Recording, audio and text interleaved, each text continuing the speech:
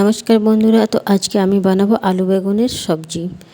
তো আলু বেগুনের সবজি বানানোর জন্য প্রথমে আমি কড়াইটাতে তেল নিয়ে নিয়েছি, একদম হালকা সরষের তেল। আর এখানে দিয়ে দেবো হালকা জিরা ফোড়ন, একটা কাঁচা লঙ্কা,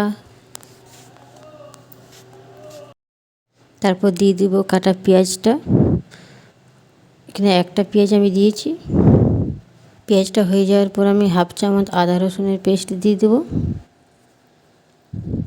আদা রসুনের পেস্টটা দিয়ে দেওয়ার পর এখানে যখন হয়ে যাবে তখন আমি এখানে কাটা বেগুনটা দিয়ে দেবো। আর দিয়ে দেবো এখানে পরিমাণ মতো নুন।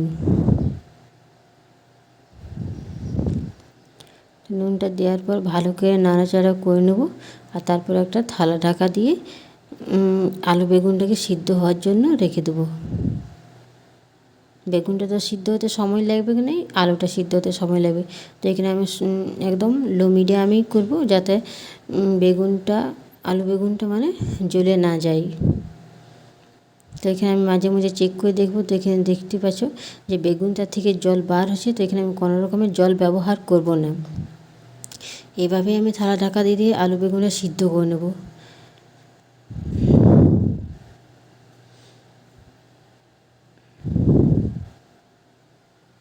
তো এখানে আলু বেগুনটা যখন হয়ে যাবে, মানে আলুটা যখন সিদ্ধ হয়ে যাবে, তো এখানে আমি দিয়ে দেবো হলুদের গুঁড়ো, ধনা গুঁড়ো, জিরে গুঁড়ো। মশলাটা দেওয়ার পরে এখানে আমি ভালোভাবে মিক্স করে নেবো। তারপর মশলাটা দেওয়ার পর প্রায় আমি 4 থেকে 5 মিনিট ঢাকা দিয়ে দিয়ে মশলাটা কষবো। আর এখানে দিয়ে দেবো একটু হালকা লাল লঙ্কার গুঁড়ো।